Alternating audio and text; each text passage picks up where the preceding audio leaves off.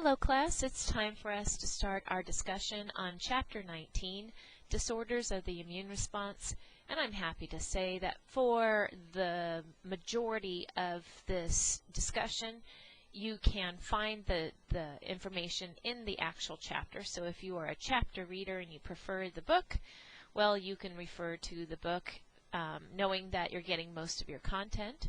The only time where I think I'm deviating just a little bit from the chapter is in our discussion of autoimmune diseases. I've selected a few from the chart that's found on page 421 for me to focus on for, again, a discussion on autoimmune disease.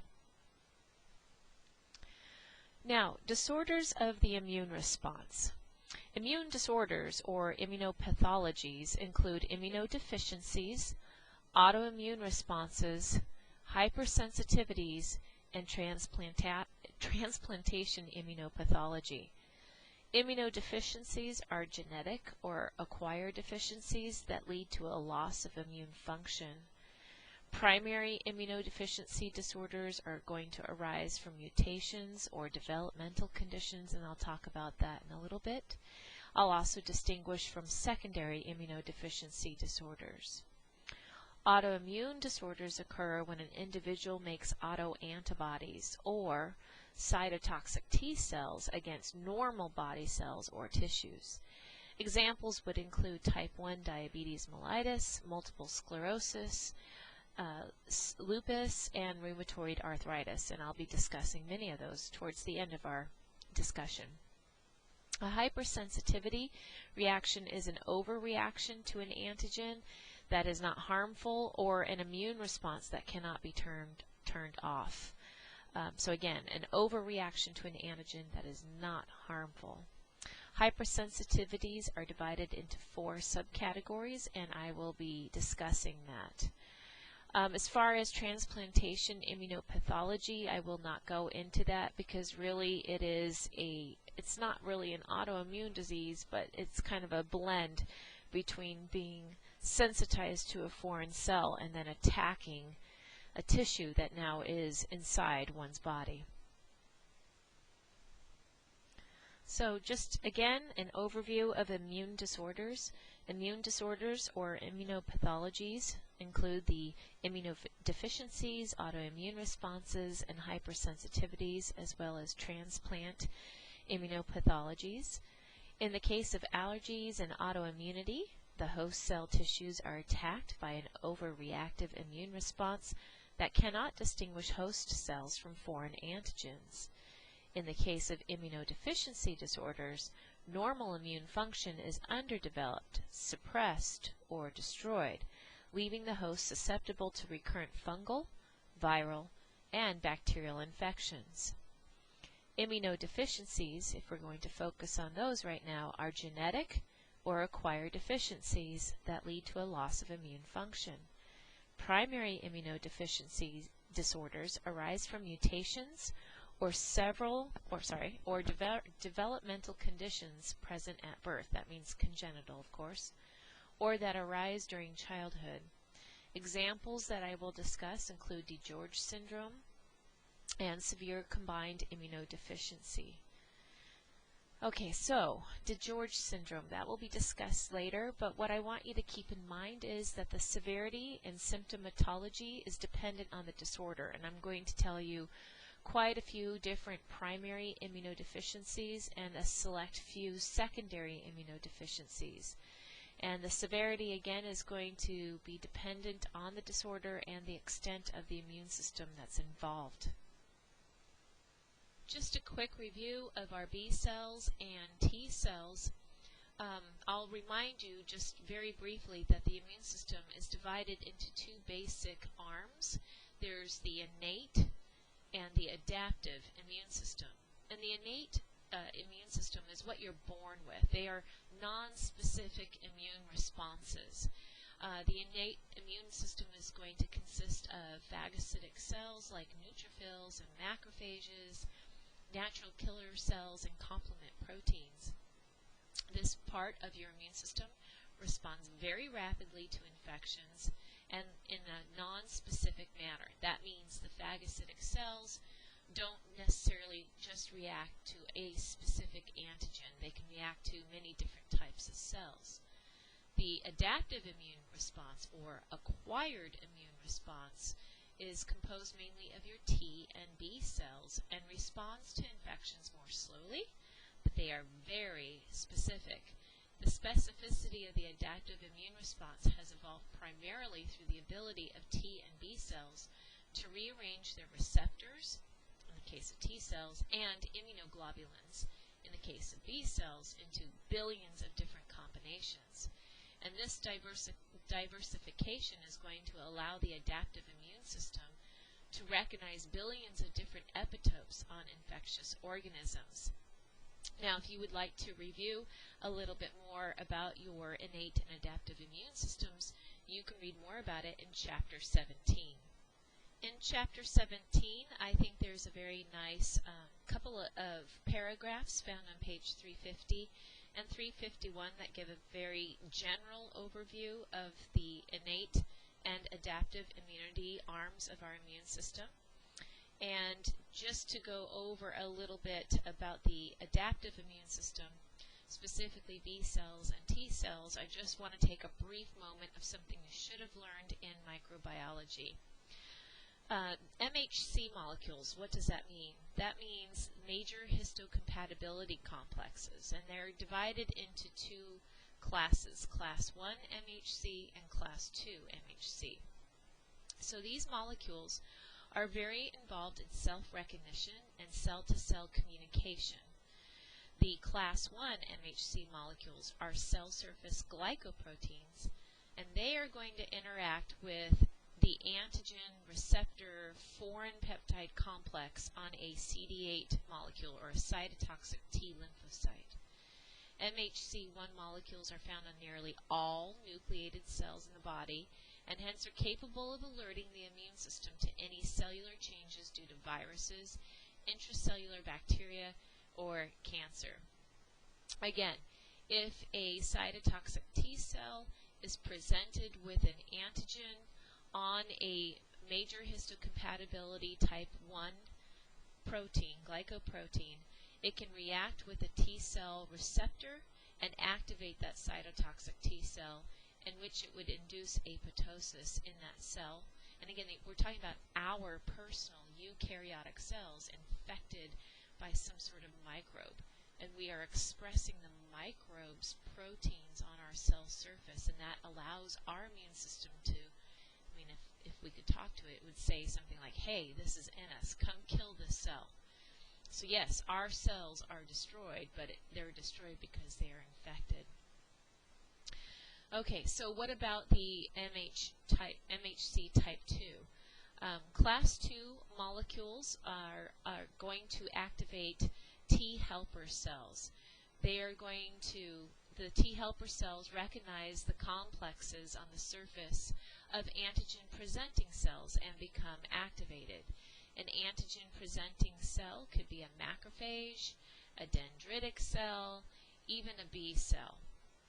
So again, the helper T cell is going to be presented with an antigen that's already bound to a major histocompatibility complex in the second class. And when that happens, it can activate that helper T cell. And if you look at the picture on the left here, an activated helper T cell can then activate a B cell and induce it to mature into a plasma cell that would generate antibodies. A helper T cell can also activate cytotoxic T cells and get them mobilized as well. So what's the importance of this review? If you look at the left picture, the helper T cell is the cell that connects the two arms of our immune system. It can directly activate our humoral response, which is our B cells making antibodies, and our cell-mediated response, which means our cytotoxic T cells that induce apoptosis in cells that are infected with viruses and bacteria, etc.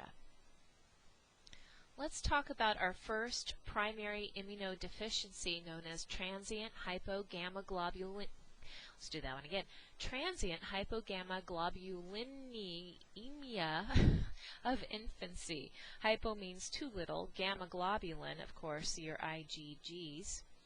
Emia means in the blood. So transient hypogammaglobulinemia of infancy. During the first few months of life, infants are protected from infection by IgG antibodies, and these came from the maternal circulation, and they can cross the placental barrier. IgA, IgMs, IgDs, IgEs, they don't really cross the placenta. So really an infant gets its early humoral response from mom's traveling IgGs.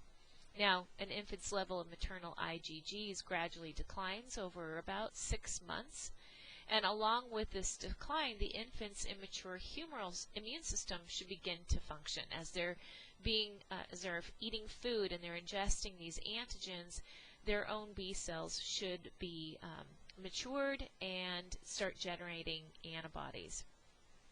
Between the ages of 1 and 2 years, the child's antibody production should reach adult levels. So in this hypogammaglobulinemia of infancy, we're going to see a humoral deficiency. We're going to see a problem with B cell deficiency. And this is going to lead to a lack of antibody production.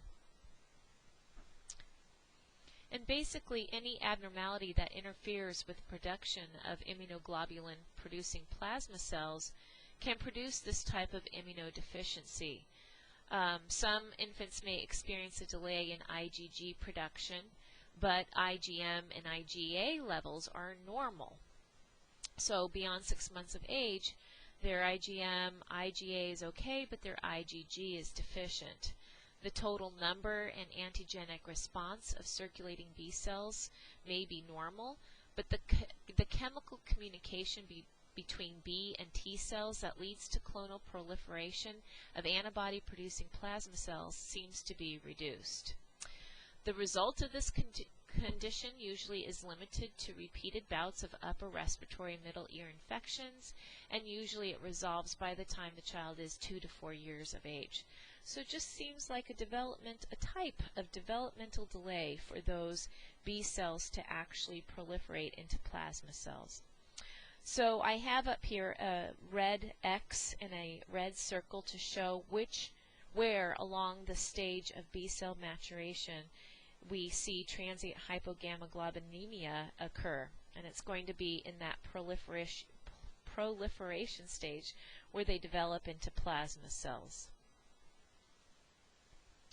The Bruton type, or Agammaglobulinemia, is an X-linked recessive genetic disorder that affects boys only. Boys born with this condition cannot make immunoglobulins or antibodies and are susceptible to bacterial infections. In milder forms of the disorder, the child may only be unable to produce one type of immunoglobulin, such as IgA, which is of course found in your mucosal secretions, which makes them more susceptible to respiratory and gastrointestinal tract infections. Because this affects only boys, the abnormal gene, of course, is X-linked, and it maps to the long arm of the X chromosome and codes for a gene that codes for the Bruton tyrosine kinase, or BTK.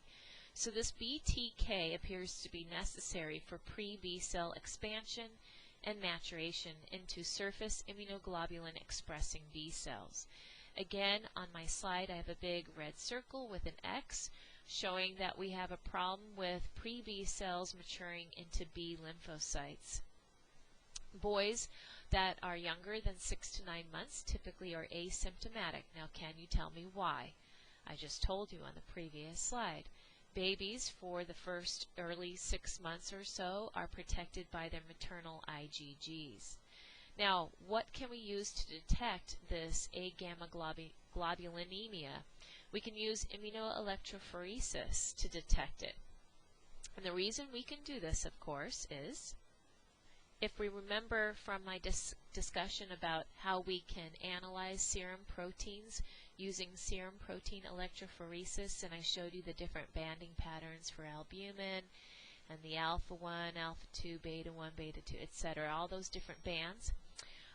Well, if we were to do serum protein electrophoresis on these boys, we would see absent serum immunoglobulins. So those bands would be very, very small or non-existent. The therapy for these boys is to give them intravenous immunoglobulin, so that we're basically giving them antibodies. And again, the chronic pulmonary disease is going to be an ever-present danger because they're constantly walking through that fog of microbes that I told you about in one of our earlier lectures, and inhaling those microbes, and they have reduced secreted antibodies in their lung mucosa to fight against those microbes. With common variable immunodeficiency, or CVI, we're going to see that there is B-cell maturation failure, and you're seeing a whole bunch of red X's showing you that the B cells cannot mature into antibody-secreting plasma cells. They have a normal number of B cells, but they're just not secreting their proper antibodies. The age of onset is much later, about age of onset anywhere from 15 to 35 years. And unlike the X-linked Agammaglobulinemia, gosh, that is a hard word to say. You try and say that 20 times in a lecture. Anyway, in contrast to the X-linked Agammaglobulinemia that we saw in the previous slide, the sex distribution is equal. That means both males and females have an equal presentation of this.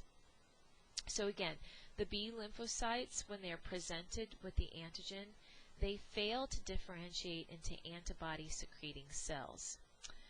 Let's see, what else did I want to say? Treatment, of course, are similar methods to to what we saw with the X-linked disease. We're going to give IVIG, which stands for intravenous immunoglobulin. We need to be careful, though. Anaphylaxis to IgAs in the IVIG can occur in persons who are IgA deficient. The use of IgA-depleted intravenous immunoglobulin has greatly reduced this risk. Now, selective immunoglobulin A deficiency is a lot like common variable immunodeficiency, except that in these people, they specifically are going to have a reduced IgA. IgA, I'll remind you, is your surface antibody. It appears in your tears, your saliva, your sweat.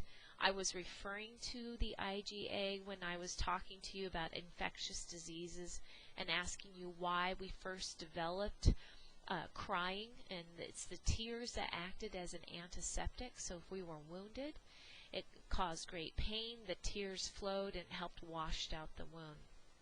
This is the most common immunoglobulin deficiency, and what happens with this one, a little like what I referred to in the common variable immunodeficiency, these people are IgA deficient, and they can actually make IgGs against IgAs. So if these people were to get blood donations, you really need to be careful that they either get their blood from ABO matched donors who are also IgA deficient, or the blood has to go through a very special washing procedure. And again, we can see the same kind of blood incompatibility with people with the common variable immunodeficiency. Say, for example, if they are lacking IgAs, IgEs, etc., but they still make some IgGs, they can make antibodies against their own, or against IgAs. So again, like I said in the previous slide, blood transfusions for both of these types of people need to be taken under really good consideration. What are they expressing? What type of IgGs, if any, and will they cross-react to any IgAs introduced into them from a blood donor? Alright, my second bullet from the bottom, just now seeing that I am telling you that IgGs and IgM levels are normal. Sorry for the typo of the word levels. Just one type of secondary humoral immunodeficiency disorder that I would like to highlight now is nephrotic syndrome.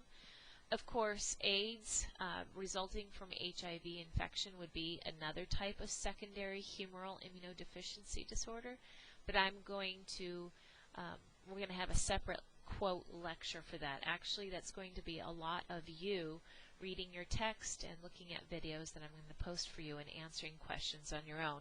Less of me lecturing at you. I just figure I'm having such a good time researching all this information to put together a good lecture. I thought giving you a little bit of that responsibility halfway into the semester is warranted. So you're going to be doing more of your own research for the HIV lecture. But until we get there, let me tell you about nephrotic syndrome. So with nephrotic syndrome, what happens is there's an antigen-antibody reaction. And this is going to lead to destruction of the filtration membrane. And you can kind of follow along with the flow chart here on the right. With this destruction of the filtration membrane, we're going to have plasma proteins that are going to leak out of the plasma and end up in the filtrate. And the nephron does not have the protein machinery to reabsorb these lost proteins. So the patient's going to present with proteinuria, which means proteins in their urine. They're going to have reduced proteins in their plasma. So reduced proteins of both albumin and also the immunoglobulins. In particular, they're going to lose IgAs and IgGs. But the IgMs are much, much too large, so those numbers are typically okay. Now I'd like to spend a little bit of time explaining some of the pictures that you're seeing in the right-hand side. Why would loss of plasma proteins lead to edema, as you're seeing in the very bottom of this right-hand picture?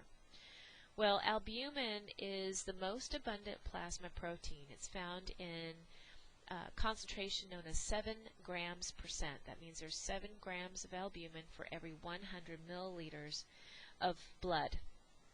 Now, that's not the only plasma protein, of course. We know that there are immunoglobulins as well as clotting factors. But albumin is certainly the most abundant.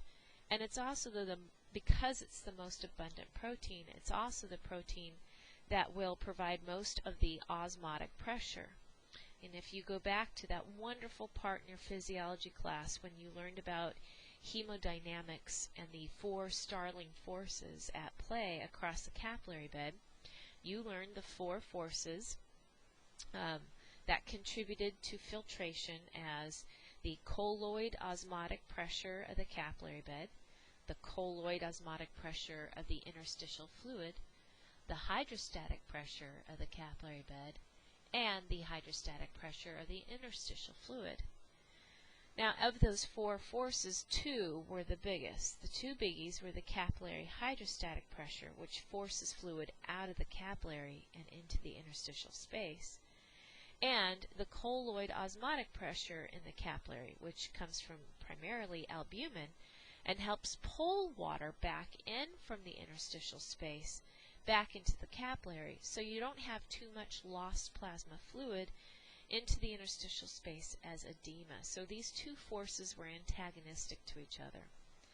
Well, if you're missing your albumin and also IgAs and IgGs in this case of nephrotic syndrome, you have less of an osmotic force pulling lost leak fluid from the interstitial space back into the capillary bed.